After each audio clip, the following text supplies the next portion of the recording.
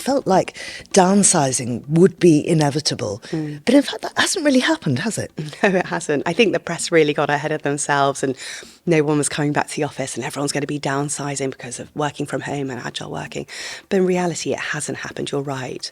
And, when you start to look at specifically last year, the statistics, only a handful of businesses actually downsized. Most people were actually increasing their footprint. They actually need much more space for collaboration. They need much more space for different sort of working. So we will forever sit on Teams calls, don't we? And you need quiet spaces for those. You can't necessarily do that in the open space.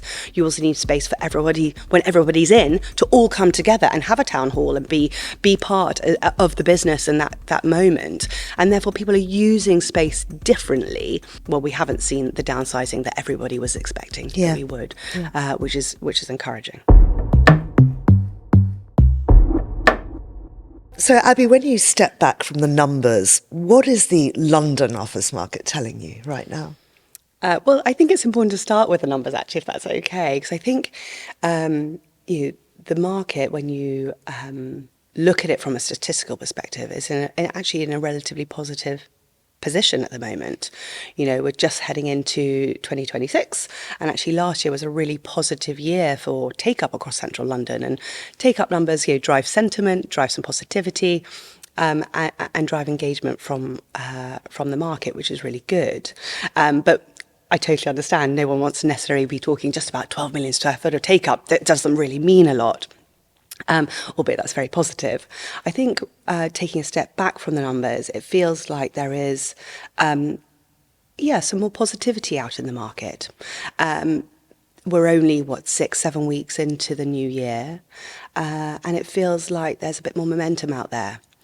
Which is really exciting. People have clearly taken the Christmas break to think about their property requirements, their searches going forward, and have come out to the market relatively quickly in January to start kind of gearing up to look and move for offices, which I think is really exciting, at this point in the year. So which sectors, would you say it's probably the financial and the professional sectors who are leading demand, and what is it that's pulling them back? Yeah, so I think definitely, across central London, finance, professional, they are the big sectors that have continued to take swathes of space and always seem to be sort of top of the charts, I suppose, in terms of how the breakdown of sector take-up comes through. We are starting to see tech come back, which is really encouraging, particularly in the AI sector, which I'll come back to in a second. But I think for the financial and the professional sectors, we are now, 6 years post-COVID, and that return to work policy has definitely kind of been heightened recently. You were seeing a lot more mandating of everyone must be in 3 days a week, must be in 4 days a week. And I think there's an understanding about a Friday potentially, but people want to be back together. And I think, I get it. It's very difficult. I think it's not impossible, but it's very difficult to collaborate and innovate and drive a business forward if you're not sitting around a table. It's so much easier around a table when you're kind of really there in front of each other, kind of sparking off each other, as opposed to working from home. That doesn't mean to say there's not a place for that, but I think people are seeing there's a real positive energy coming back to the office, and there definitely seems to be more and more people coming back. The tubes are busier, the lunchtime rush is busier. You can see a lot more occupiers really kind of committing back to the office, which is really exciting. Tell me about the tech sector.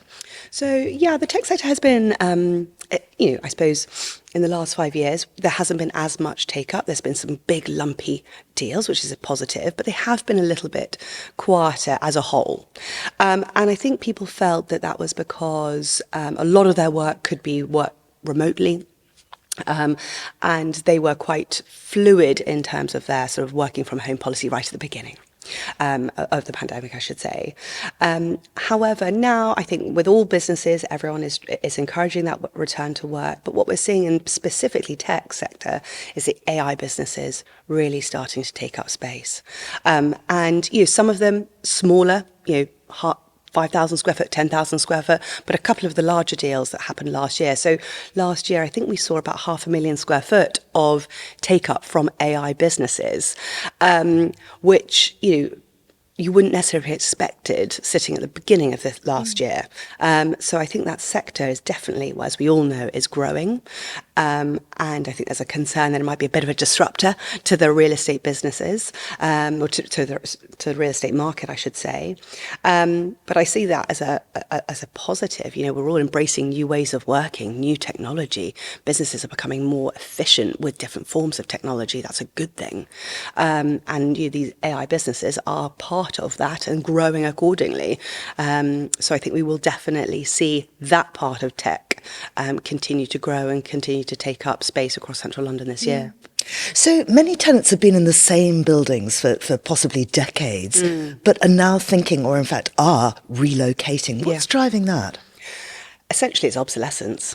So the biggest sort of driver for demand is lease events. So, yeah, as you say, people typically an occupier would commit between 10 and 15, 20 years potentially.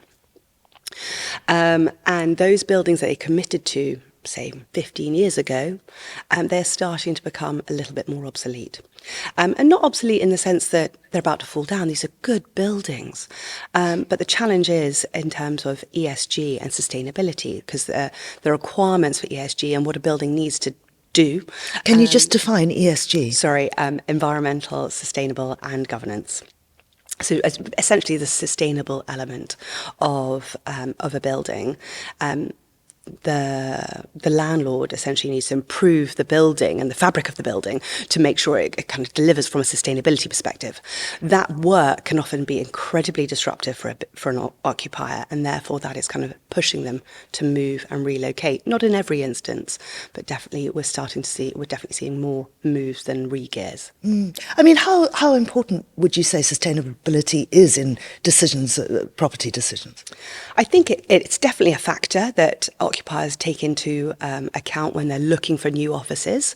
I wouldn't say it's the defining factor why someone chooses, but essentially it's a basket of reasons, because every business has a slightly different motive for moving. But sustainability credentials important, location's important, cost is important, amenity is important, and really it depends on how a specific organisation rates these elements in terms of their search. We did a deal last year with a business who wanted to reposition their brand from a sustainable perspective, and so they specifically went to acquire a building that was highly sustainable, and that was a real focus for them. Whereas others would say, it's a nice to have, it's a hygiene factor, we should have it, but it's not going to be top of the list. So it really depends on who that business is. Yeah.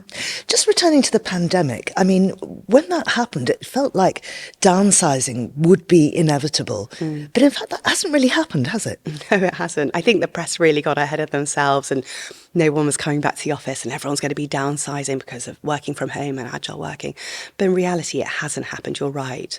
And when you start to look at specifically last year, the statistics, only a handful of businesses actually downsized. Most people were actually increasing their footprint.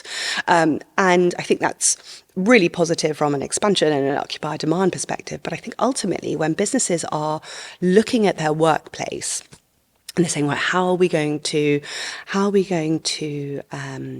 lay this space out, they actually need much more space for collaboration. They need much more space for different sort of working. So we will forever sit on Teams calls, don't we? And you need quiet spaces for those. You can't necessarily do that in the open space. You also need space for everybody, when everybody's in, to all come together and have a town hall and be part of the business in that moment. And therefore people are using space differently, and that actually is probably leading towards a slightly increased footprint, and hence we are starting to see we haven't seen the downsizing that everybody was expecting that we would, which is encouraging. Yeah. So really all I know about real estate is from television. So I'm told that there's one important thing, and it is this: location, location, location. So what are the things that tenants are prioritising? Is it location, or are there... Location is always important, Yeah. And that could be location to be located next to competitors and other like-minded businesses. It could be location to transport hub, because that's where ease of access for all your staff, and it could be location for amenity and lots of different factors. So location, of course, comes into it. I would say one of the big factors for businesses looking for new office space is amenity and what the building, I suppose, can offer back to the business and their staff. So when we talk about amenity, 5-10 years ago, that might be a really lovely reception and really good end of trip facilities. So your cycle racks, your showers, your lockers, things like that. Now we're in a world where it's almost an arms race to sort of the best amenity out there. So you're seeing people put in occupier lounges where you can go and have a coffee during the day and a drink in the evening. We're seeing library spaces going in, so where people can break away from the office and have quiet working space. We're seeing cafe offerings going in, auditoriums going in. And this is all part of the base build landlord space that an occupier, if they acquire an office within that building or that campus, they have access to. And it's those extra bits that really are making a big difference to businesses. And this really, again, goes back to that sort of post-pandemic of what does an office need to do to draw staff back from that home office? And we've just seen an escalation of that over the last sort of 5 years, which, it makes it really exciting for me because, 10 years ago, we talk about offices and we go, oh, here's a lovely office and here's a view and here's the air conditioning system. And that was kind of it. Whereas now it's so much more. You've got so much more in terms of amenity and sell. And it makes for a much more exciting kind of conversation with a business as a talking about how a building and an environment can really help their business thrive and grow, as opposed to, here's a good box, come and take it, Yeah. So the conversation has definitely evolved, which, I really enjoy. And those buildings, are they refurbs or are they new builds? It's a bit of both. So, the volume of new space coming through in central London is incredibly tight. The development pipeline that we look at over the next 5 years, there's very limited space coming through. And that's for a multitude of reasons, probably not to get into now, but multitude of reasons. But as a result, we do see a lot of refurbishments. And those are comprehensive refurbishments. So that's not just a redress floor. It's kind of taking a building back to the frame, all new kit going in terms of the M&E, like a proper repositioning of a building. And that would be a refurbishment. Planning restrictions sometimes make it hard to knock down and go again. So the refurbishment definitely is on the up, and can deliver amazing and often quite quirky space for occupiers, which I think is a good thing. It makes a bit of difference. You don't all want glass boxes all the way across London. So that decline in new builds, what does that tell us about developer confidence? It's not a decline in new builds in sense of people don't want to do it. It's just a practical perspective. So the cost of construction has gone up so much. The cost of land has gone up. So the practicalities of building a new building is much harder now than it was, say, 10 years ago, because the metrics just aren't working. And therefore, we've also got a number of landlord developers who aren't based in the UK, who maybe aren't as confident in the London office market. But actually, I think the market is as good as it has been for a long time. I think the pre-let market, which is the reason you would start to develop, so the occupiers looking to commit really early to an office, is as positive as it has been for a long time. And for us as agents, it's about kind of getting that messaging out to overseas investors that the London office market is good, is confident. You put a spade in the ground and the occupiers will come and commit. And it's just getting that messaging out there, really. Are people prepared to pay prime rents? And if they are, what's contributing to that willingness right now? Yeah, well, I think they are absolutely up for paying a proper prime rent. Rents have moved up quite considerably, particularly in the last 12 months across central London, which is a number of factors. But I think ultimately an occupier, when they look at rent, rates, service charges, the things that kind of the base costs of an office accommodation, actually when you look at it in the proportion in comparison to employee costs, it's a very, very small number. So while it feels like headline rents are going up and costs are going up for them, actually in the context of a business, and it's a very small element. So I think occupiers are saying, we don't want to overpay. No one wants to feel like they've paid the highest rent ever, but they will pay appropriately for the best building. And if that comes at a premium, then so be it. But they'll see value in that premium because, for example, a tower building in the city core will have a lot of amenity within it, a lot of space that an occupier can go, wow, this is really makes a lot of sense for our business. And therefore they'll go, well, okay, I will pay more for that because I believe this is the right place for our business, and this will be a success going forward. So I think it's about kind of making sure it's appropriate for the businesses taking it as opposed to just paying the highest rent. But rents have moved on. I mean, we've seen an increase in the city core from now prime rents are sitting at £102.50, which is, we wouldn't have thought three-figure rents were possible 10 years ago. So it's really has moved on. And the top of towers, you're getting a premium above that, so comfortably in excess of £130 for brand new buildings coming through. So, and you talked about office amenities, having the coffee space or the ping pong table or whatever. Not the ping pong, it's jolly loud. What does it mean for office districts, though? Is that important for the district to have access to amenities, for it to feel like a community, a bit like here East? Yeah, 100%. I think, as I said before, it's no longer just about office space, and the bit that you physically occupy. It's about the environment, the amenity, and what the space can do for you as a business. So bring it to here East. The big thing here is the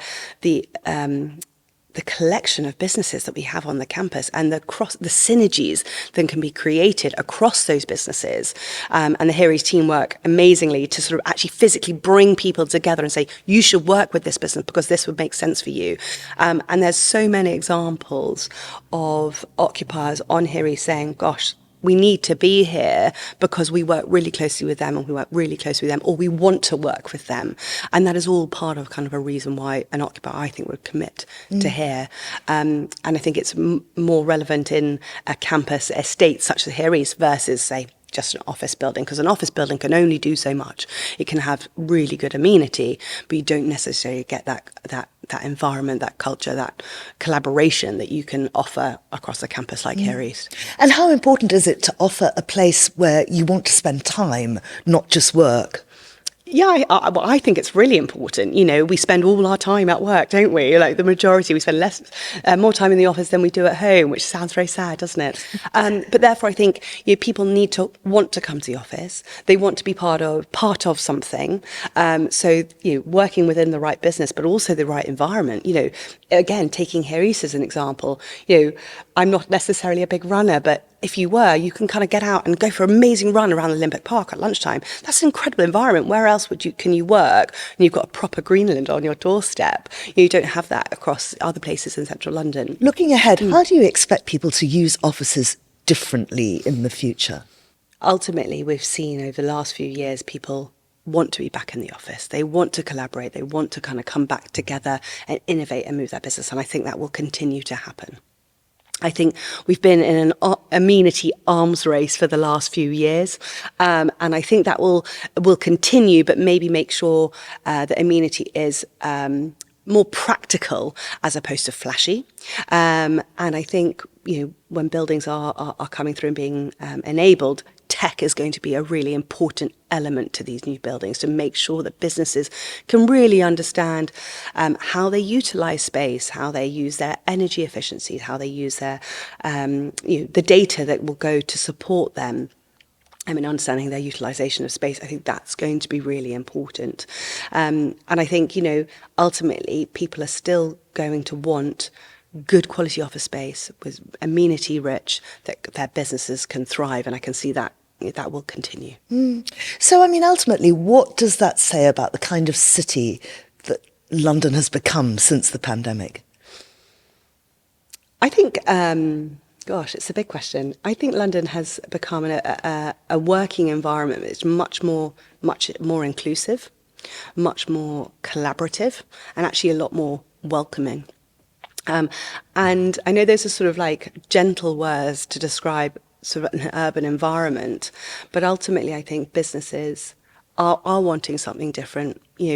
We are all people working in a business, and ultimately people is the biggest commodity that most businesses have. Well, absolutely, particularly in the real estate market. And therefore, I think that the built environment is responding to the different needs of people, and that is the most important thing. Abby, thank you so much. Thank you so much.